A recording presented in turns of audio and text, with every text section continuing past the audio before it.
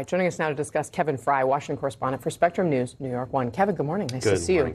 So my read of this is, yes, this report contains a lot of information that we have learned through other places, whether it was what they released as they were, trying the case in October, whether it was from the January 6th report.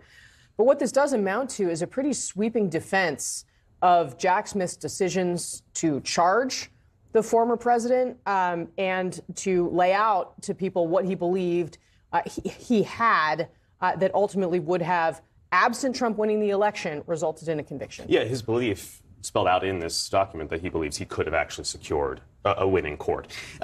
Notably, he is very blunt about the allegation that Trump has lobbed repeatedly, which is that this was all part of the Biden White House syndicate, that this was the White House was dictating this from day one, calling it outright laughable was his words, was that was what had happened here. At the end of the day, though, as you mentioned, a lot of this information was already out there. It was in the bloodstream. And so, to some extent, what Trump said in his post overnight, that the voters have spoken, is pretty darn true. I mean, this is what the voters elected, and these facts are not necessarily clearly changing the minds of many Americans. Kevin, one of the things that was included with this report, there was a letter that Jack Smith wrote to the Attorney General to kind of to go along with the report. It's dated January 7th, and of course we know then, and Jack Smith separated from the Justice Department.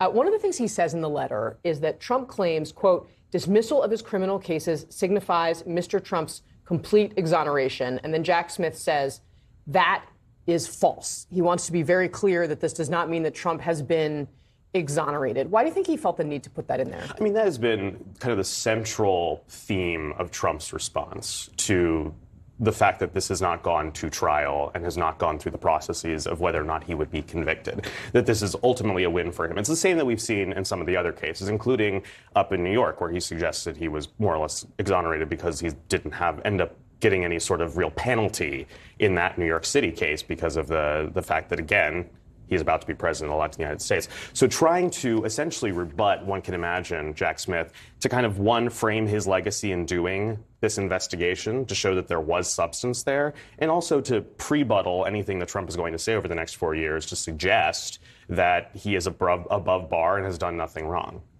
Kevin, let me talk to you briefly about the other big political story we're following today, and that is, of course, the confirmation hearing for Pete Hegseth to be defense secretary. And I want to show you the person that I'm watching today most closely is Senator Joni Ernst, who sits on this committee. She was really under a lot of pressure earlier, I guess it was late last year, as there were some questions about whether the nomination would go forward. Let's look at how she talked about it. She had a meeting with Hegseth. We have some comments that she made before the meeting and then after. Let's watch that. I am a survivor of sexual assault, so I've worked very heavily on sexual assault measures within the military. So I'd like to hear a little more about that. I'm excited to have the opportunity to sit down with him again, but there will be a very thorough vetting before he moves forward. He is very supportive of women in the military. It is one thing that we discussed. What's your sense of what might play out today, and what are you watching? Well, I mean, I completely agree with you. She's the one to keep an eye on because, quite frankly, she can make his nomination sink or swim because of the makeup of this panel to begin with. There's basically a one-seat majority for the Republicans. So if she decides, because she's left wiggle room there, if she decides that, you know what, he doesn't meet the moment, then she could sink it right out the gate before we even get to the full Senate for confirmation. I am curious to see how she navigates a lot of her questioning and exactly how he plays this. He's obviously a person who knows how to do television, having been on Fox News for so long. So does he do the play to the audience at Mar-a-Lago and try to be very, bombastic and very forthright and trying to take on some of these Democrats who are seemingly very much prepared to ask him a slew of questions?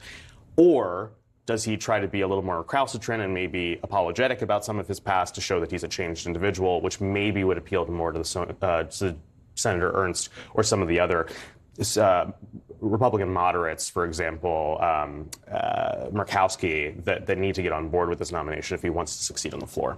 Fair enough. All right, Kevin Frey for us today. Busy day in Washington. Thanks for starting it off with us. Appreciate it.